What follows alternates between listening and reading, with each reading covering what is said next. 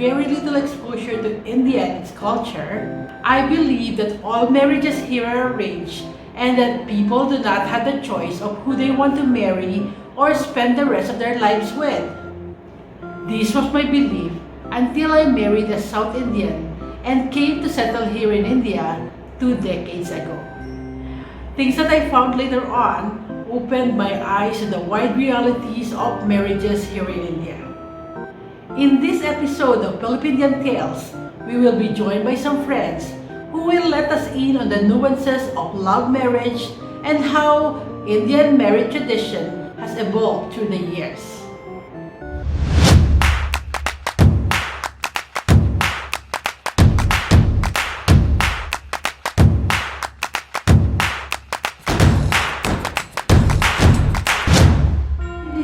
Hi guys, we welcome you again to another episode of Filipindian Tales, and today we have our good friends Shoba and Shankar here. Research says that friendship, if it lasted more than 7 years, that means you can be friends forever, and that is the case with us, with my family and Shoba and Shankar here, because we've been friends for so long as I can remember.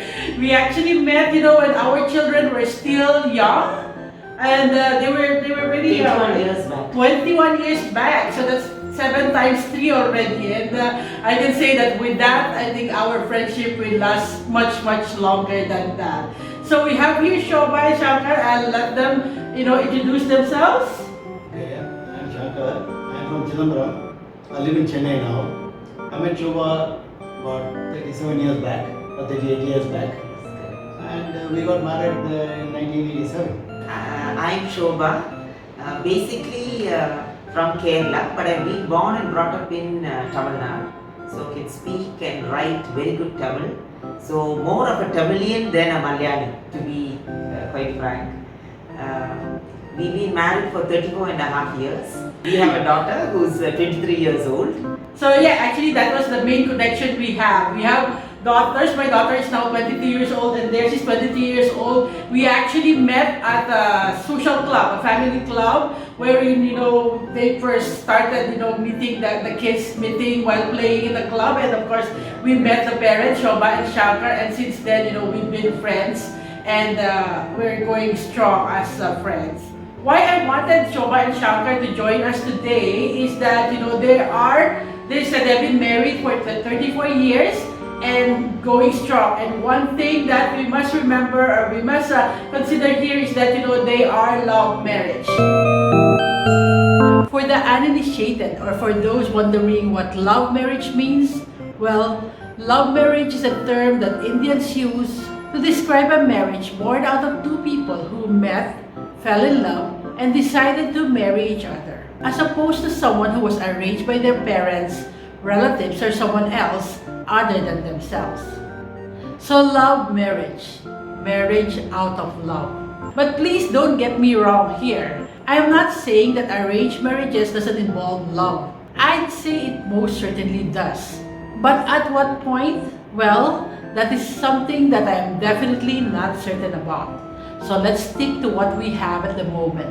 Love marriage between two wonderful people who have been together for more than 35 years. India has always been known as a country where, arranged marriage is what is the norm.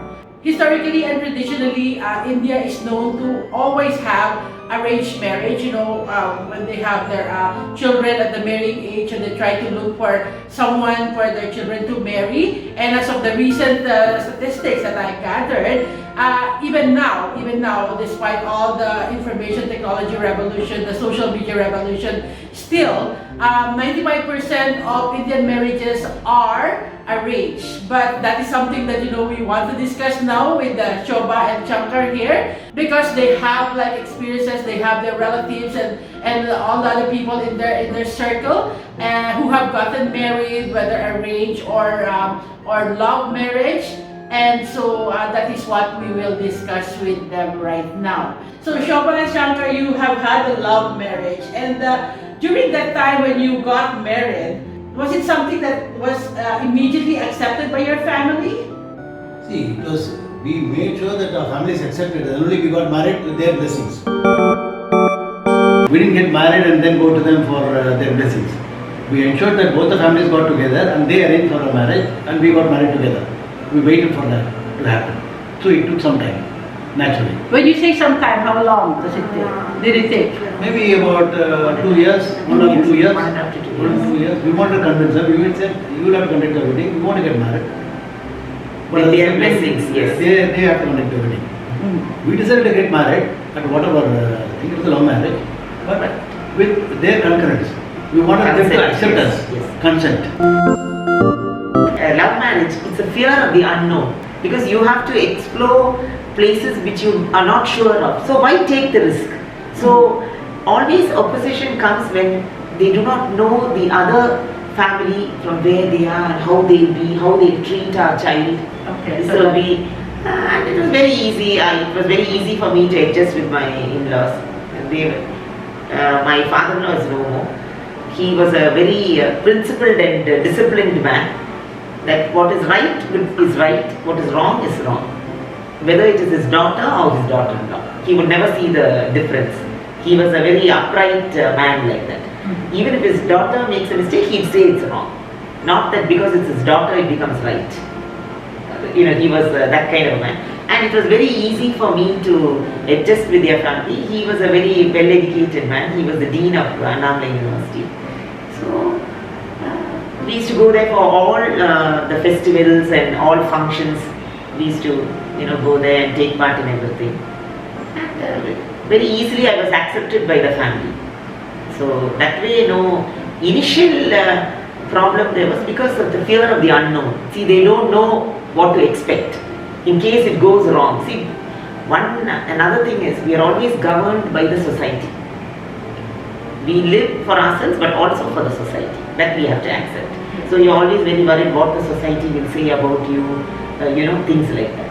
But then, it's living proof. Now we are married for going to be 35 years. Yeah. So that's a success. Yeah. So Shobha has mentioned about the difficulties or the challenges that she faced while, after you got married. Shankar, did you have any of such thing? Like, did you have any difficulty, adjusting to the Malayali culture? No. See, basically, her parents were in Tamil Nadu for long. So they were kind of used to all these things. So they were living in a place where Tamil was thing. They were not in Kerala. 1, 2 is that I got to meet her relatives only once in a way. And some of her relatives are in Chennai, so there's no issues. They are also used to this culture. So there was not much of difference, and there was nothing. Parents are very, very nice people, educated people. So there is no issue on those things. So very open. Okay. So I think the basic thing was that we decided to ensure that they come into the picture before we got married. Made all the difference in later life for us. Basically, what is arranged marriages? Arranged marriages happen in India only because their community, their caste. Particular caste, and within a particular place. They were never even going to another place, even with the same caste. So those kind of things were there. They wanted people, known people. They wanted to get their siblings married to known people, children, so that they are within their sight. They know their families, so they feel that they are safe. That is the main thing of these arranged marriages. Also, they knew the wealth of the others. They also looked at those things. Correct. So they could have everything together. These are all part of the. And they were very sure that their child will be taken good care of, will be in a good position, and they can live together. All those things mattered. Becomes an Unlike in the Western countries, where after 18 they say you go out and do what you want to do. Whereas here the parents take responsibility. All of us, your husband, you would have seen, parents do all the work and they want to save for their children. They want the best for their children. Whereas actually in the West, they do give. Whoever is got, they do give. But others generally they don't worry about whatever they do. It is for them to find their jobs, it is for them to study whatever they want to do. But here the parents want to guide them. Especially in education, in terms of education, parents want to ensure at least the middle class. Because the higher class, what happens is if they have businesses, they move them to their own business or whatever. But the middle class is where it's a very sensitive thing. Because the lower class, they don't mind. Something happens there, nobody is bothered.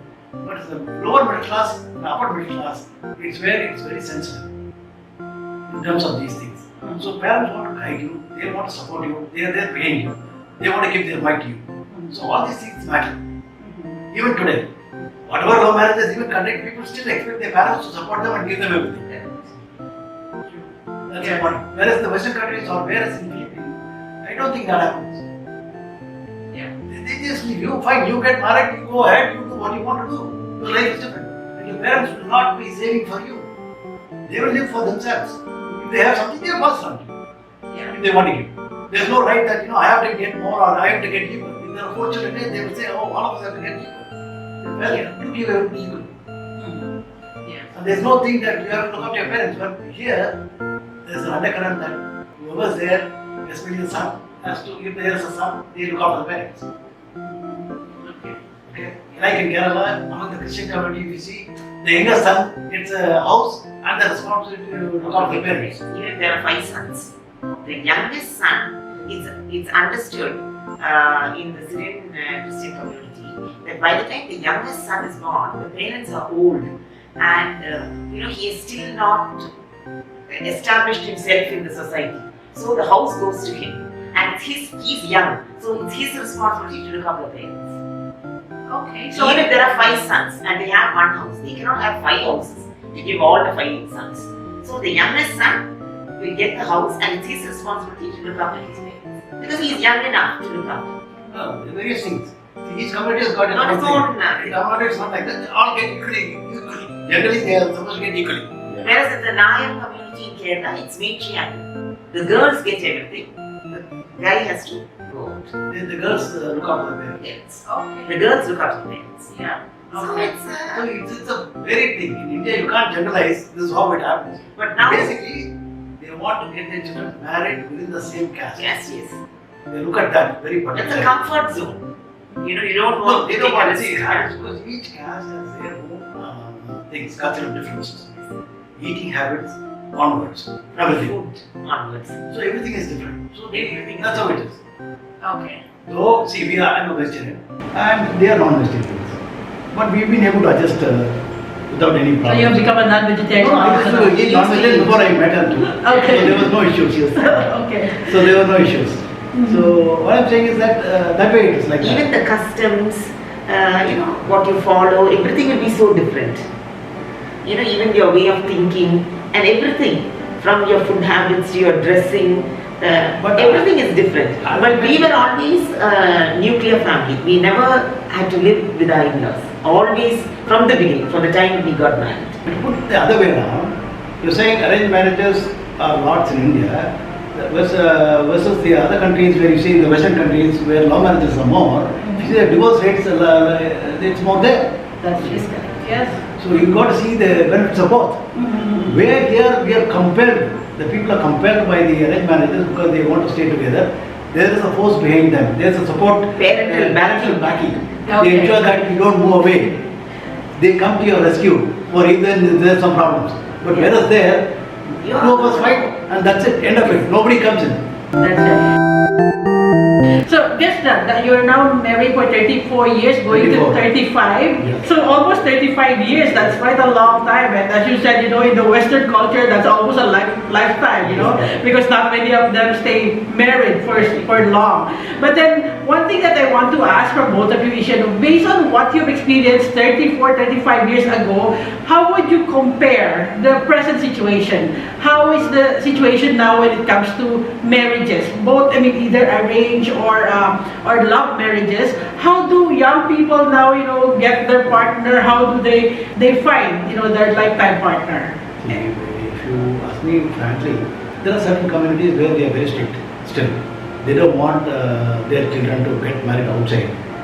But they have no scope. Once they leave the country and go outside and they're married, they get married. But a lot of people here in Tamil Nadu today, as I know, my community or other people whom I know, friends or relatives, a lot of them are marrying out of the community. They meet during their college days or school days or workplace, mostly in workplaces. And they feel it's comfortable. And they are easily able to convince their parents about it. Parents are also happy because one thing, it's very difficult to find a groom or a bride for these children. It's not easy these days within the community, which is becoming smaller and smaller because they are all spread out and there are a lot of intermarriages. So to to find only within the community is not going to be easy. Yes. Okay, and those days, in our community especially, they were marrying first cousins. And today it's proven that it's not good to marry first cousins. So those things are also, people are aware of those things. Medically it's not good. Yeah. They do still marry, but generally they have come out of that mindset. You're thinking, So, yes. so that has made people, okay, if they are not going to marry within the cousins or within the community that I know of, marrying somebody from some other place, though he may be of the same caste, is as good as marrying somebody whom they know very well. So parents are easily, able to come around today, rather than what it was 30 years ago or 40 years ago. Yeah, you see, there are more marriages happening, and they easily bring them about together. Like what you say is really love marriage, which people even do not know that it's a love marriage. They tell their parents like this. They talk to each other, And they make it as an arrangement. Yes, but do they still go through the horoscopes and all those things? No, that's what I said. The horoscope business has gone these days. Very few are looking at the horoscope, No. and even if they look at the horoscope, they try to match it. Okay. So they try to manipulate the horoscope. I can tell you this much. Whoever you take it in India also, biggest of communities where you take Gujarat, where they are very close, they think, if the rich person, he likes somebody, they easily match it and they get married. But whereas in the middle class and the lower middle class, it's where the problem is. Lower class is no problem, highest class no problem. No, but today because of education, that also has become easier. And with girls getting educated and employment, so they have an upper hand. They are able to say, no, I don't want to marry somebody from the same community who is less educated than me, or who is not very good employed very well. So that way the parents are able to agree. The girls are saying, we want to support our parents, my parents, for some time. So it becomes difficult. And there's a lot of financial independence when it comes to women. Women now are well educated and they're quite serious about what they are doing. Most of them are now in a job, earning well. So financially very independent. They voice out their opinion when it comes to an arranged marriage. They tell their parents, no, I'd like to marry this boy. Because they know that he's also financially independent. See, now they're also looking at a better life for themselves. It's not like those days where, you ask somebody to get married. Parents do all The homework. everything they do. Yes. But now it's not like that. Yeah. So, things are changing slowly. And whenever they say they want to marry a boy or something, they do away with the horoscope. Yes. Those days, why they were looking at the horoscope? Because they didn't want anything bad to happen to the couple. So they wanted only good. Now they feel everything will work out good. Yes. So, Yeah. and it has proved also, that it can work out good, whether you look at the horoscope or. So a lot of people are doing away with horoscope and things like that. It's become so modern that, Yes, with the yes. technology Yeah, and all that. they're more, Correct. they're moving forward Yes, with the yes, technology, doing away with whatever is very traditional for that matter, right? And nowadays you see girls, they even start thinking about marriage maybe only after 27, 28. Because that once you get married and after 2 years or something they expect you to have a child, then most of the women, sometimes they're forced to give up their job. So they lose, they're earning quite well. Then again they have to depend on somebody for their financial needs. And even small things. This means I have my own money, I can do what I want. So during the earlier times, of maybe like 20, 30 years ago, marriages, whether arranged or a love marriage, it is the woman who pays for the marriage, right? No, not in all communities. It depends on certain communities. See, love marriages, I don't know. I don't think it can be said. But in arranged marriages, each community has got its own ways of doing it. Yes. Some of the communities they do it boys' side They arrange pay for the marriages. Some sides the girls arrange for the marriages. But in some communities there's a known thing of dowry. In some communities it's an unknown dowry system. They have money, they want to show the wealth, they will give their daughters whatever they can give in terms of gold and jewelry or whatever you can give. No, that's one thing I want to clarify actually, Shankar. Since you said they give the daughter jewelries or whatever it is that they want to give. So the parents of the daughter give the daughter. Yes. Right? So because the thinking of outside world, I mean outside India, is that the dowry is something that the bride's family gives to the man's family.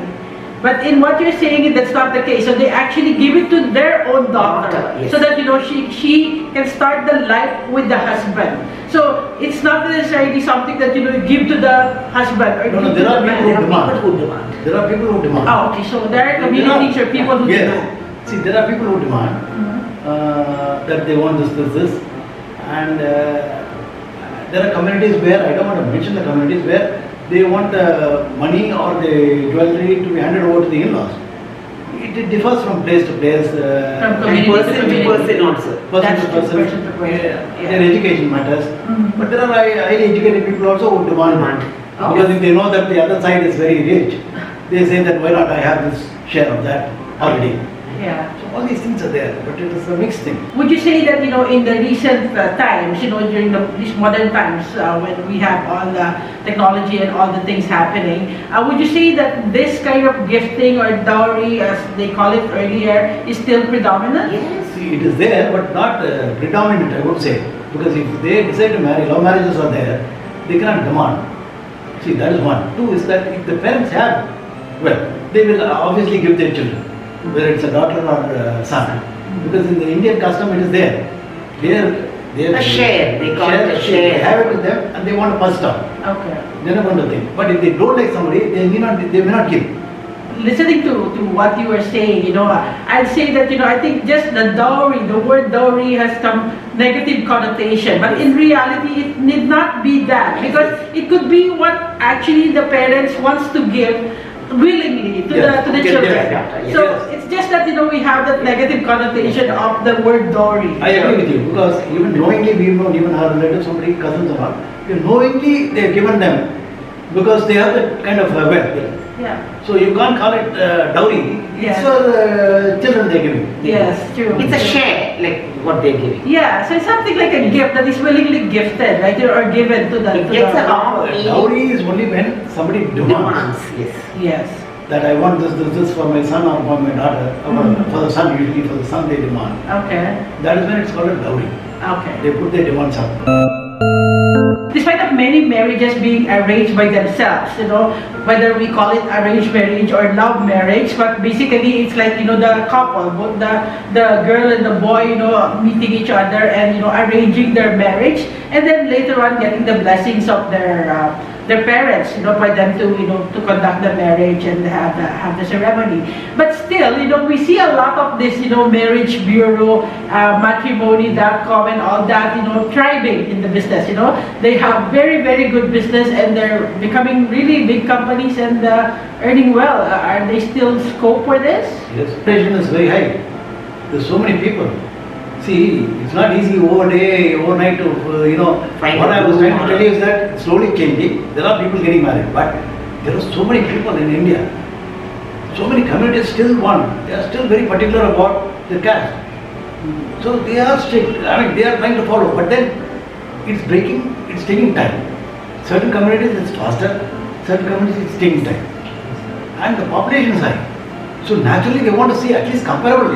See, why if you see a lot of girls are advertising, because they want to see a comparable bride. If you see a lot of advertisements, caste no bar.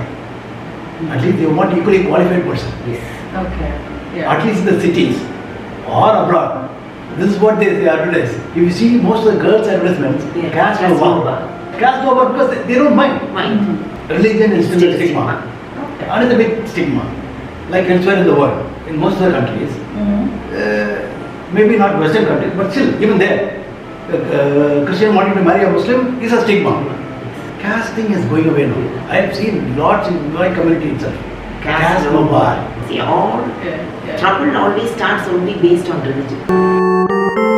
With your circle of friends, with your relatives and all, what would you say is the percentage of love marriage, as in actual love marriage that they decided to get married on their own, versus the arranged marriage that's still arranged by their parents?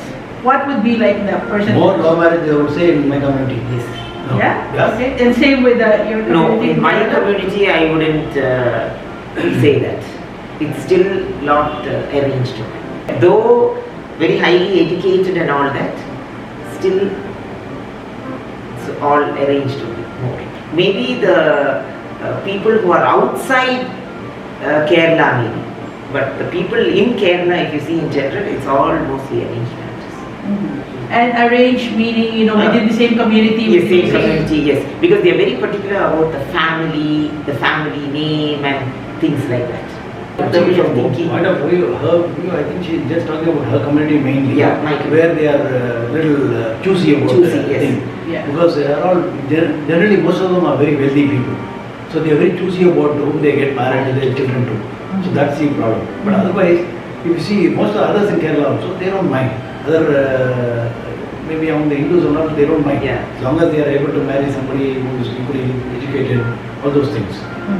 Their community, In Filipindian community, they are still at that. they still look at their place in the society and things like that. Yeah, okay. Yeah. To end our conversation, I would just want to ask from you, what would be your advice to people getting married, whether it's arranged or love marriage? What would be your nugget of advice to give to these young people who wants to get married? You should put aside your ego, and when it's the other person, meet them halfway. Only then there's success in anything in life. Yeah, I would agree with her in the same. See, the basic thing is That's that, very important. You have to agree with the wife. yeah, that's important. That's very important. That's important. A lot of things you better agree, even if you disagree. You better agree. See, it's basically. I think a lot of things stems from our family background. That's very important. How we are brought up, the culture. That's very important. Basically, see, if you're able to, forget and forgive, then keep moving. You should have to respect Respect each other. persons. And also in terms of sharing, most important thing is we need to understand each other's total liability or total assets that we have and live according to that. One cannot push away or pull away separately. That's where the thing comes. The family should be kept through for anything and everything together. Decision should be together. Yeah. Then it's easier to live now, live together. Live happy.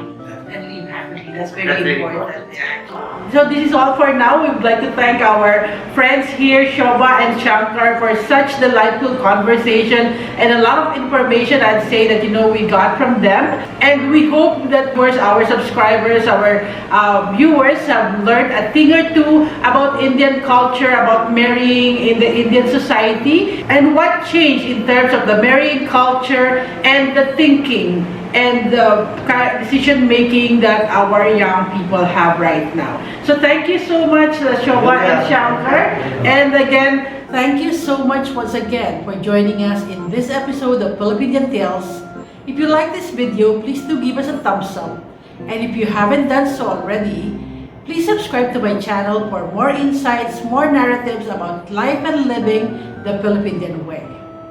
Before I end, let us all remember that the pandemic is not yet over and we haven't defeated the virus. Keep yourself and your family safe. Bye for now!